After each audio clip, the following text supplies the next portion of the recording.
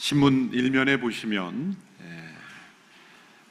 우리나라 헌법을 개정하는 그런 움직임 가운데 동성 결혼 합법화에 밑받침이 되는 조항들이 있어서 우리 그리스도인들이 반대 서명을 하고 있습니다. 핵심은 우리 모든 법의 뿌리가 되는 헌법 조항에 양성평등이라는 문구를 성평등이라고 바꾸는 움직임에 반대하는 것이죠. 그것이 무슨 차이가 있는가? 큰 차이가 있습니다. 양성, 남자와 여자로 구분되는 하나님께서 창조하신 그 양성만이 아니라 그냥 성이라고 할 때는 사회적 성 의미합니다. 각자가 자기의 성을 결정한다는 거죠. 그래서 미국이나 유럽에는 30개, 50개, 수십 개의 성이 존재할 수 있다는 거죠. 남자와 여자 외에 자기 스스로 자기의 성을 결정할 수 있는 권리가 있다. 인권이라는 이름으로 남자와 여자의 구분을 없애는 것입니다. 그러면 동성결혼이 합법화될 수 있는 것이죠. 그래서 이것은 기필코 저희 교회가 나서서 막아야 합니다. 그래서 여러분들이 로비에 서명해 주시고 또 함께 오늘 참여하지 못한 분이 여기 있다면 온라인으로도 함께 참여하실 수가 있습니다. 신문 일면과 또 신문 가운데 보면 이 문제에 대한 설명이 아주 자세하게 잘 나와 있습니다. 함께 참여해 주시고 또 기도해 주시고 또 여러 공청회가 또 연말까지 계속 이루어지는데 여러분들이 참여할 수 있으면 그런 공청회와 또 그런 설명회에 여러분들이 참여하셔서 함께 올바른 목소리를 낼 수 있도록 함께 참여해 주시기를 바랍니다. 여성사역에서 특별 부흥집회를 가집니다. 9월 6일 수요일 서빙고 본당에서 함께 참여해 주시기 바랍니다.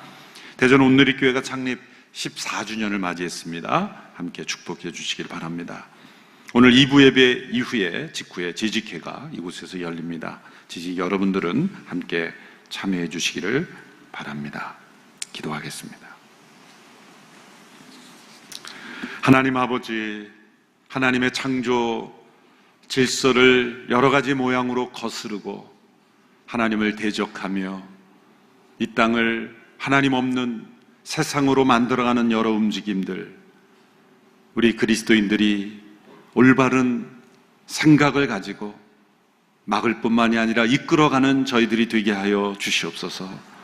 이 나라 민족의 안타까운 현실을 바라보며 하나님께서 우리 믿음의 사람들이 바로 서며 회개하며 돌이켜 이 땅을 구원하는 저희들이 되기를 원하시는 줄 압니다. 주님, 이 땅을 불쌍히 여겨 주시옵소서. 오늘도 하나님 앞에 예배의 자리로 나왔습니다. 하나님께 우리의 죄를 고백하고 그리스도의 보혈로 다시 씻음받고 확인하고 새로운 삶을 살기를 원합니다. 하나님의 말씀에 귀를 기울이며 음성을 듣고 순종하기를 원합니다. 우리 가운데 임재하여 주시옵소서. 예수님의 이름으로 기도하옵나이다. 아멘. 우리나라의 안타깝고 부끄러운 현실 중 하나는 자살률이 OECD 국가 가운데 최근 몇 년 사이에 계속해서 1위를 기록하고 있다는 것입니다. 단지 경제적으로 어렵기 때문만은 아닙니다. 지나친 경쟁으로 인해서 사회적 소외감을 깊이 느끼고 있는 사람들이 많다는 이야기입니다. 어느 누구로부터도 나는 환영받지 못하고 그리고 이 사회는 나를 버렸다라고 하는 그 소외감, 그것이 사람들로 하여금 절망하게 하고 그리고 그 절망이 바로 키에르케고르가 말한 대로 죽음에 이르는 병이 되는 것입니다. 이 땅의 많은 청소년들과 또 청년들이 사회적 소외감을 느끼며 절망하고 있습니다. 사회가 그들에게 소위 너희가 엘리트가 되지 않으면 우리는 너희를 받아들여 주지 않는다라는 메시지만 계속 보낸다면 그들은 계속해서 절망 가운데 빠져 있을 수밖에 없습니다. 이 땅의 많은 이주민들도 소외감을 느낄 수 있는 사람들입니다. 만일 사회가 그들에게 우리는 당신을 환영하지 않는다라는 메시지를 보낸다면 그들 또한 절망할 수밖에 없습니다. 그리스도인들의 사회적 책임은 이런 사회적 소외감을 막을 뿐만이 아니라 그러한 소외감 가운데 있는 이들을 품고 사랑하고 그들을 그 소외감으로부터 자유케 하는 것, 그것이 교회의 중요한 사명 중 하나입니다. 교회 공동체를 통해서 세상 어느 공동체에서도 경험하지 못했던 그러한 따뜻한 사랑, 포용, 은혜를 경험하게 해주는 것, 그것이 교회의 중요한 사명 중에 하나입니다. 그런데 또 다른 차원의 사회적 소외감이 있습니다. 이것은 그리스도인들이 세상 속에 살면서 느낄 수 있는 사회적 소외감입니다. 그리스도인들이 세상과 다르게, 구별되게, 거룩하게 세상의 원리와 습관을 쫓아 살지 않고 하나님의 뜻을 쫓아 거룩하게 살아가려고 할 때 느낄 수 있는 사회적 소외감입니다. 세상은 끊임없이 믿음의 사람들에게 세상의 길을 따르라고 요구합니다. 압력을 가합니다. 때로는 소외시킬 뿐만 아니라 불이익을 주기도 하고 때로는 고난을 주기도 합니다.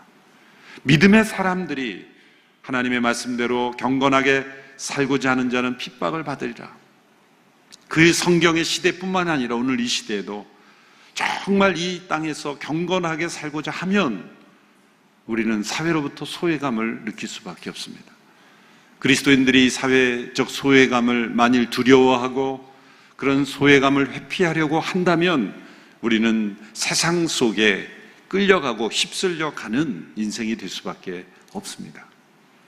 베드로전서는 바로 이렇게 믿음의 사람들이 사회적 소외감을 느끼고 그리고 그 사회로부터 때로는 불이익, 차별, 그리고 핍박을 받고 있는 상황 가운데 있는 성도들을 위해서 쓰여진 편지입니다.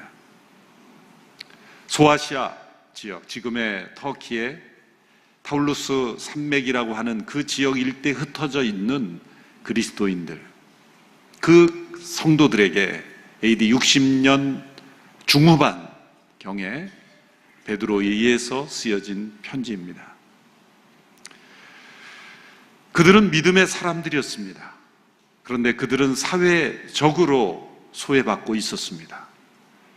사회적으로 주변인이었을 뿐만이 아니라 그들은 믿음의 삶을 살기 때문에 사회로부터 여러 가지 어려움을 겪고 있었습니다.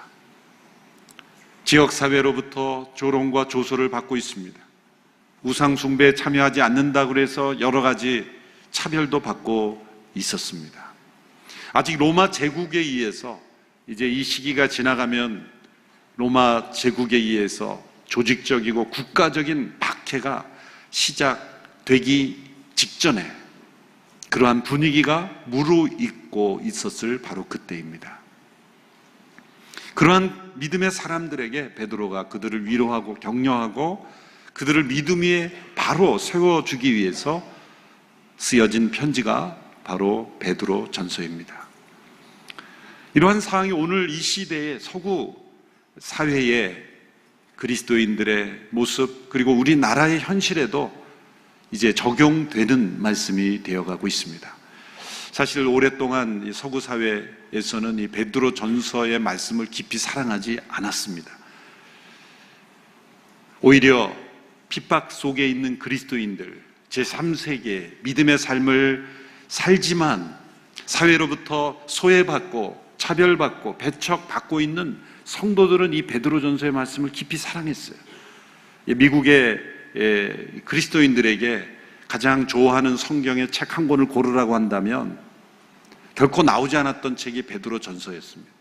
왜냐하면 이 말씀이 자신들의 삶 속에 깊이 적용되는 그런 면에 있어서는 우선순위가 떨어졌다는 거죠.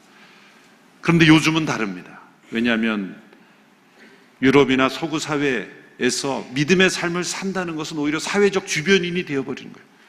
자신의 신앙 고백을 뚜렷이 하는 것이 오히려 사회로부터 불이익을 받고 그러한 시대가 되어버리고 있다는 것이죠.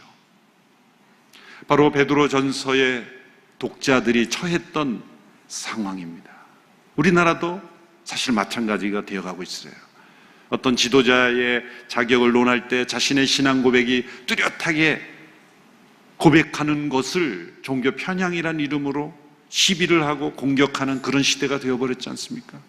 불신자들이 이끌어가는 이 시대, 이 세상 속에서 믿음의 사람이 자신의 올바른 신앙으로 살아가는 것이 오히려 사회적 주변인이 되어버릴 수 있는 그런 시대입니다. 그것이 만일 나에게 불이익을 가져다 주고 나에게 때로 사회적 소외감을 가져다 줄 때 우리는 어떻게 그런 세상에서 살아가야 할 것인가? 서구 사회는 이미 포스트 크리스텐덤 시대라 그러죠. 이미 교회가 지역사회의 중심이 되었던 시대를 넘어서는, 교회가 사회로부터 밀려나고 배척받는 그런 시대.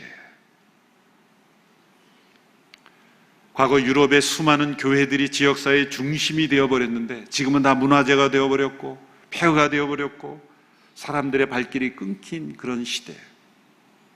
그런 세상 속에서 우리는 어떻게 살아야 할 것인가? 그 대답이 바로 이 베드로 전서를 통해서 우리에게 주시는 말씀인 것입니다. 그 대답은 이 세상에서 우리는 나그네임을 기억하라 라는 말씀을 주십니다. 오늘 본문 1절, 2절의 말씀을 같이 함께 읽겠습니다. 시작. 예수 그리스도의 사도 베드로는 본도와 갈라디아와 갑바도기아와 아시아와 비두니아 지역에 흩어져 사는 나그네 곧 하나님 아버지의 미리 하심을 따라 성령의 거룩하게 하심으로 예수 그리스도께 대한 순종과 그분의 핏부림을 얻기 위해 택하심을 받은 사람들에게 편지를 씁니다. 은혜와 평강이 여러분에게 더욱 풍성하기를 빕니다. 소아시아 지역에 흩어져 살고 있는 믿음의 사람들을 나그네다 이렇게 표현했습니다. 바벨론 포로 이후에 여러 지역에 많이 흩어져 사는 유대인들이 있었지만 그들뿐만이 아니라 이방인 가운데 오순절 성령 강림 사건 이후에 믿게 된 수많은 이방인들이 있습니다. 이들 모두를 베드로는 흩어진 나그네들이다 이렇게 표현하고 있습니다. 그 나그네라는 표현은 단지 여행객을 의미하는 것이 아니죠. 단지 방랑하고 있다는 뜻이 아닙니다. 여러분, 방랑과 여행도 차이가 있습니다. 방랑과 여행의 차이는 얼마나 그 여행이 힘드냐에 달려있는 것이 아니죠. 목적이 있느냐 없느냐입니다. 목적지가 있으면 여행이고 목적지가 없으면 방랑입니다. 또 단순한 여행과 순례도 차이가 있습니다. 여행은 자기가 결정해서 자기가 원하는 대로 떠나는 것이 여행이지만 순례는 내가 그 경로와 목적을 결정하는 것이 아니라 부르심이 있는 것입니다. 나를 부르신 그 하나님께서 그 나를 부르신 그 목적대로 가는 여행이 바로 순례인 것입니다. 여기서 나그네라는 것은 단순한 방랑객이나 여행객이 아니라 순례자들이라는 것이죠.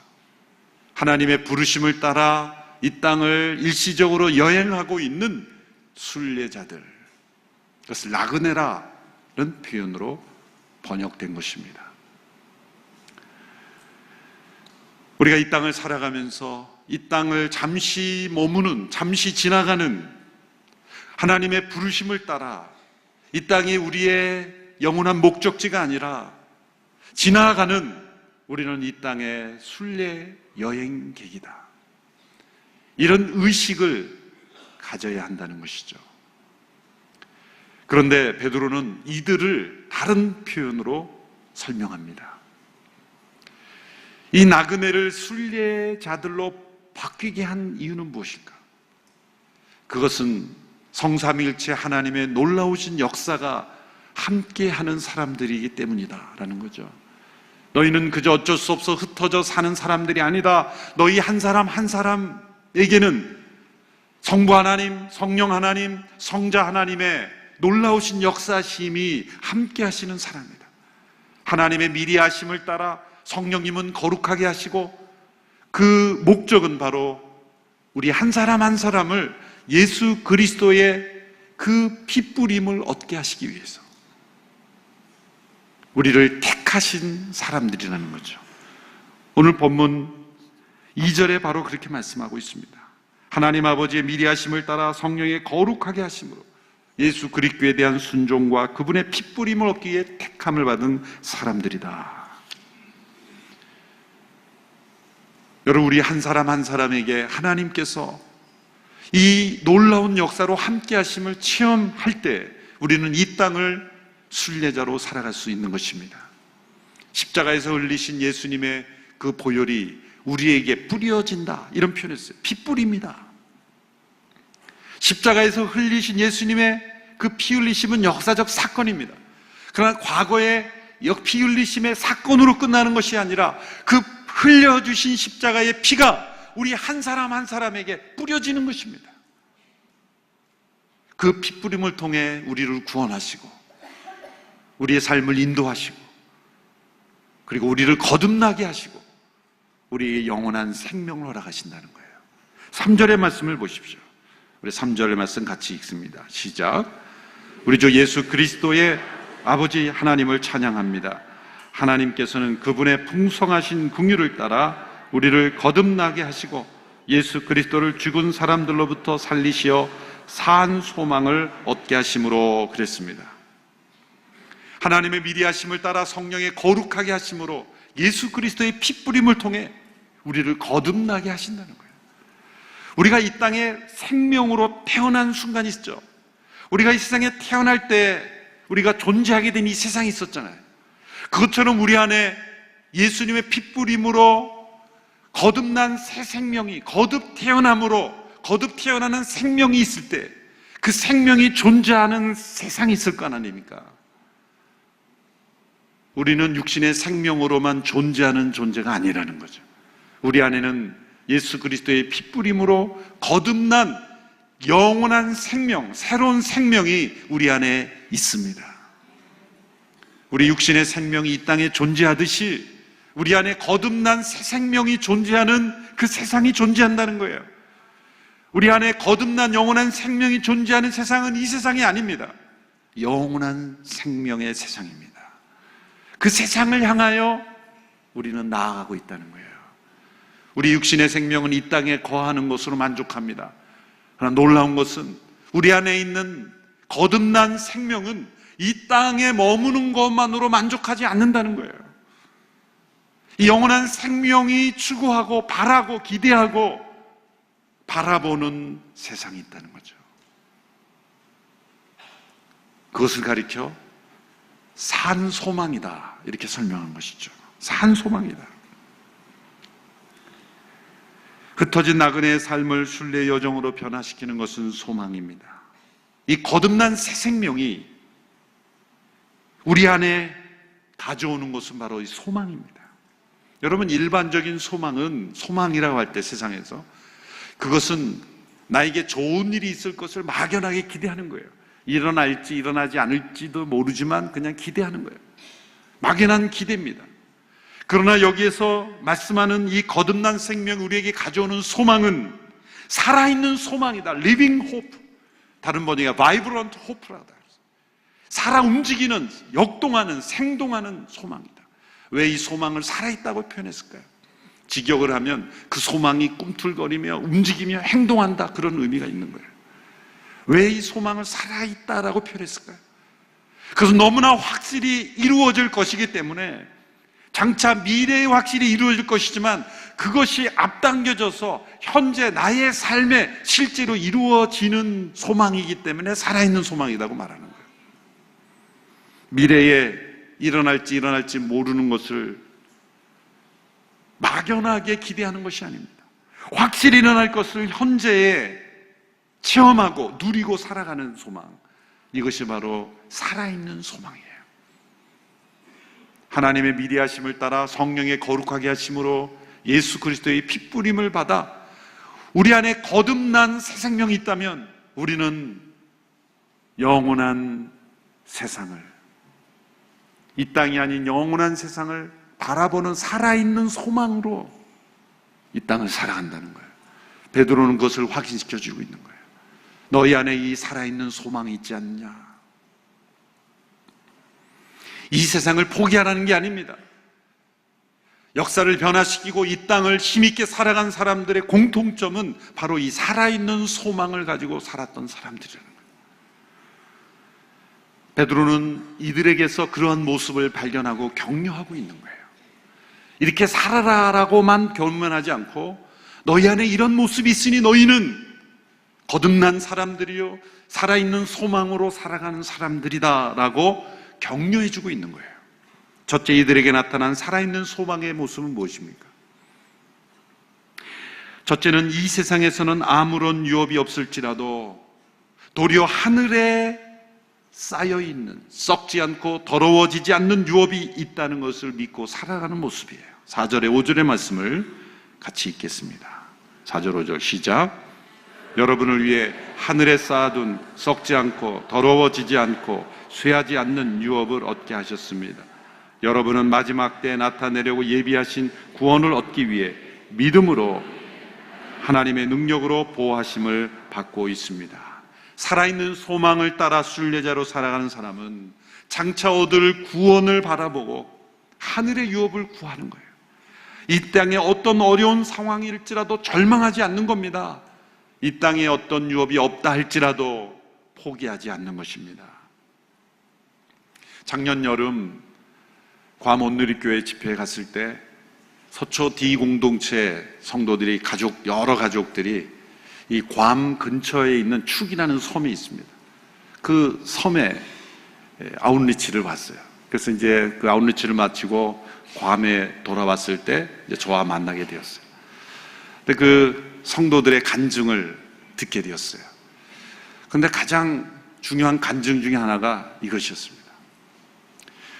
그 섬에 도착을 했는데 이 괌과 축을 연결하는 작은 비행기로 이제 다니는데 문제가 생겨서 그 일행들의 짐이 하나도 오지 않은 거예요. 짐이 무더운 여름에 모든 짐을 다 그 짐에다 놨는데 짐이 오지 않은 거예요. 어떤 일이 났겠어요? 갈아입을 옷도 없고 뭐 필요한 모든 물건들이 아무것도 없는 거예요.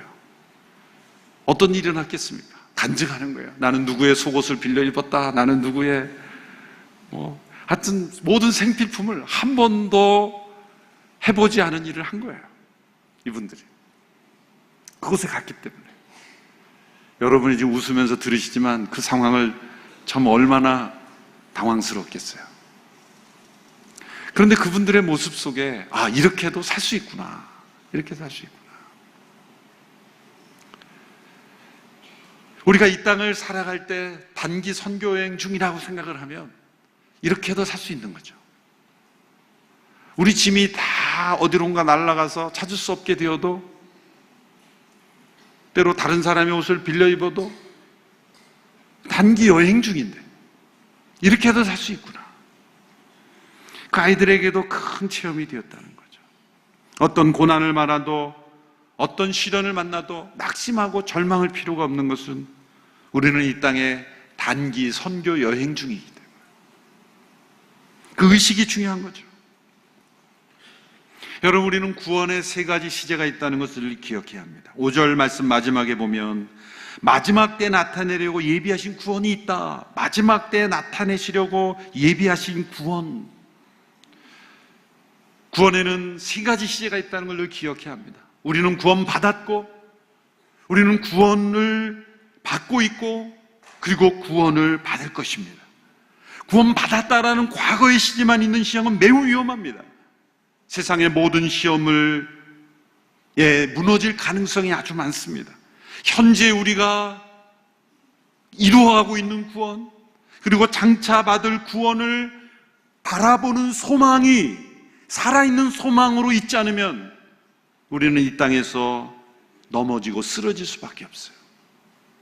왜 이 땅에서 힘없이 살아갑니까?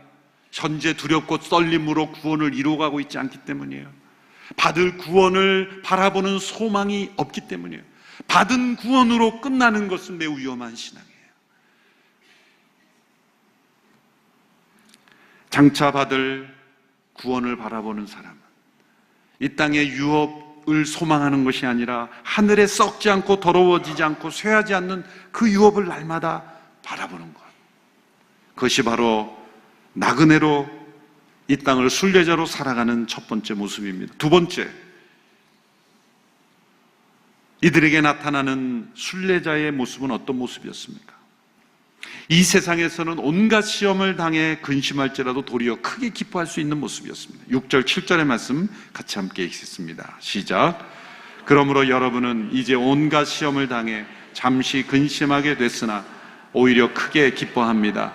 그것은 여러분이 당하는 믿음의 시련이 불로 단련해도 없어질 금보다 더 귀해 예수 그리스도께서 나타나실 때 칭찬과 영광과 존귀를 얻게 하려는 것입니다.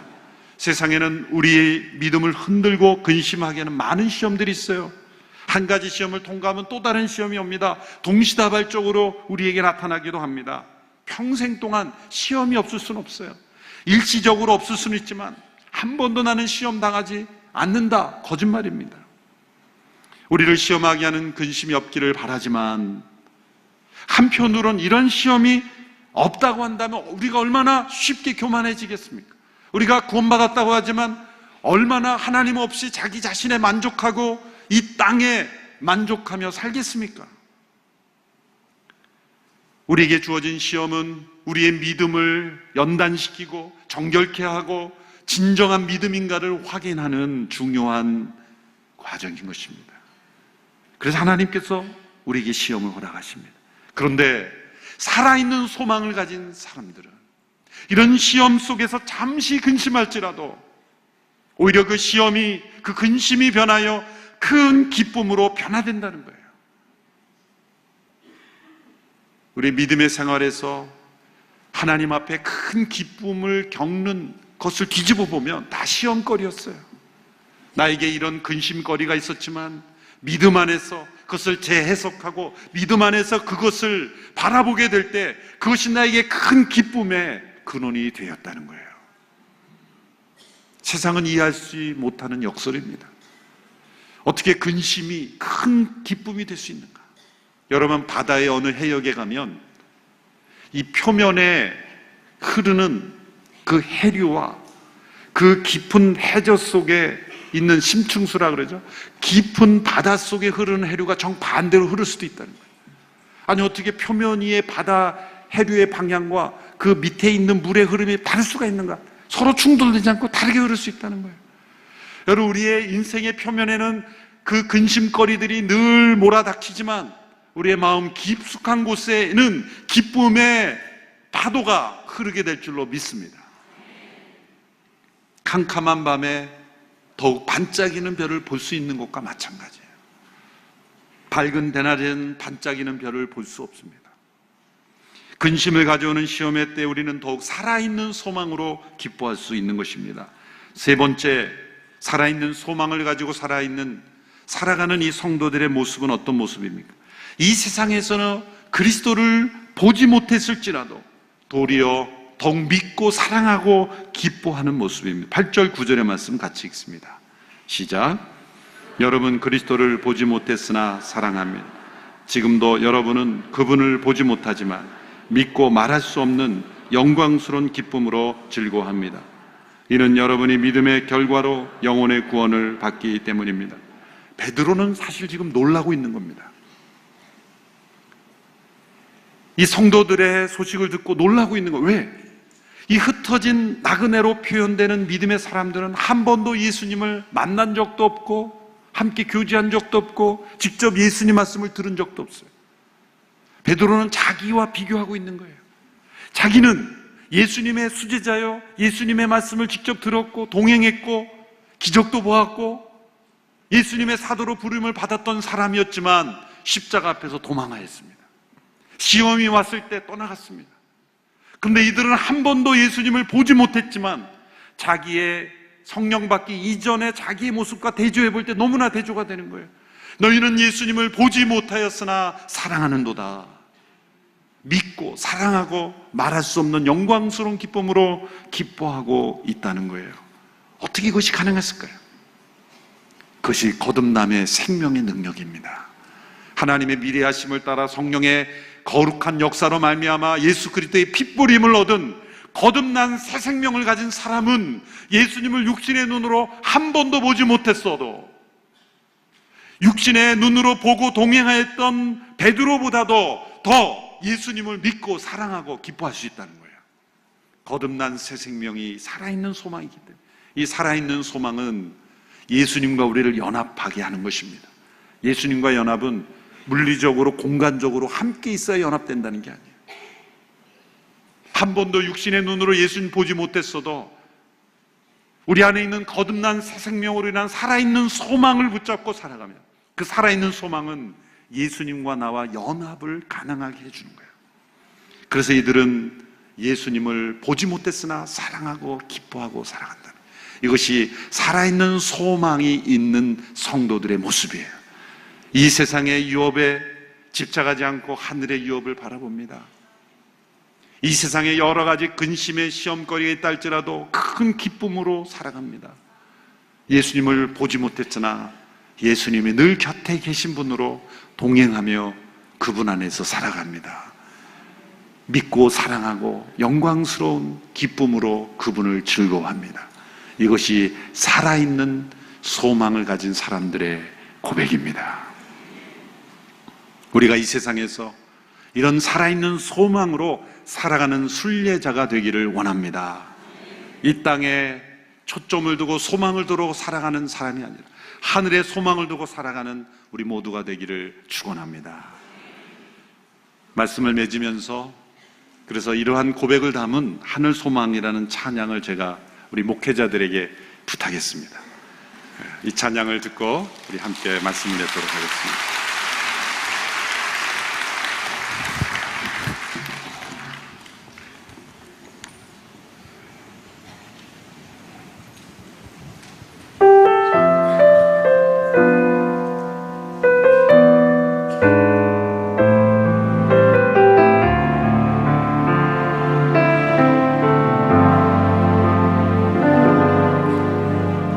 지금은 비록 땅을 벗하며 살지라도 내 영혼 저 하늘을 디디며 사네. 내 주님 계신 눈물 없는 곳, 저 하늘에 숨겨둔 내 소망이 있네.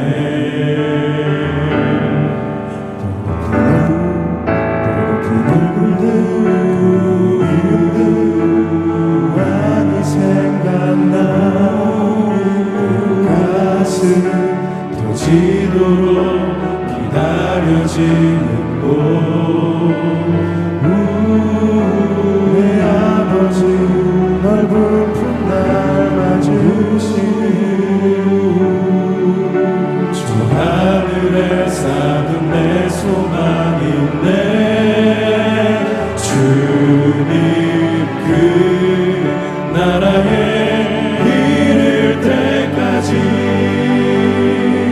순례의 걸음 멈추지 않으며 어떤 시련이 와도 나 두렵지 않네. 주와 함께 걷는 이 길에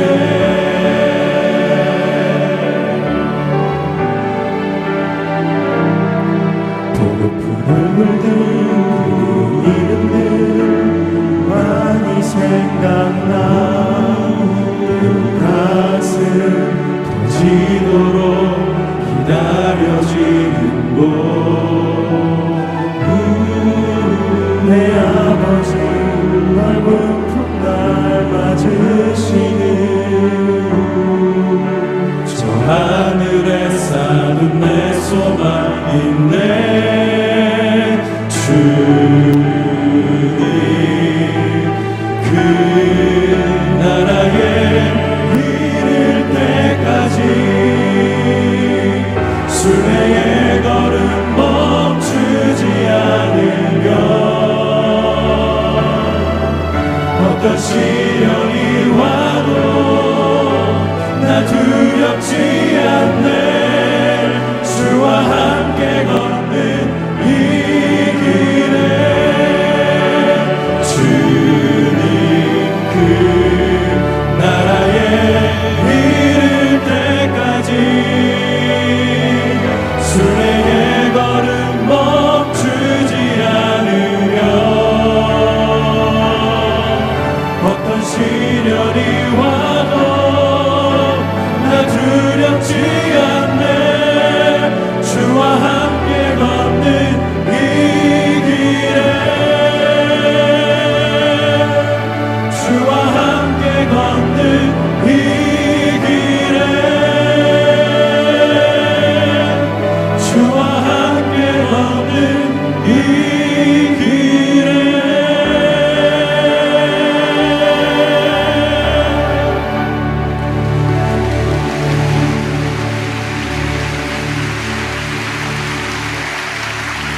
기도하겠습니다. 이 땅의 순례자로 부르신 하나님 감사합니다. 이 땅에 소망을 두고 살아가는 자들이 아니라 하늘의 소망을 두고 살아가는 저희들이 되게 하여 주옵소서. 우리를 거듭나게 하시고 살아있는 소망으로 살게 하신 은혜에 감사합니다. 어떤 시험과 어떤 시련이 올지라도 때로 고난 속에서도 큰 기쁨으로 승리하는 저희들이 되게 하여 주옵소서. 육신의 눈으로 보이지 않는 예수님, 그러나 우리 믿음의 눈으로, 살아있는 소망의 눈으로 날마다 주와 동행하며 살아계신 주님 모시며 살아가는 저희들이 되게 하여 주옵시고, 이 세상을 승리하게 하여 주시고 이 세상을 변화시키는 하나님의 사람들이 되게 하여 주시옵소서. 예수님의 이름으로 기도함나이다. 아멘. 다 같이 일어나셔서 함께 봉헌 찬양 드리겠습니다.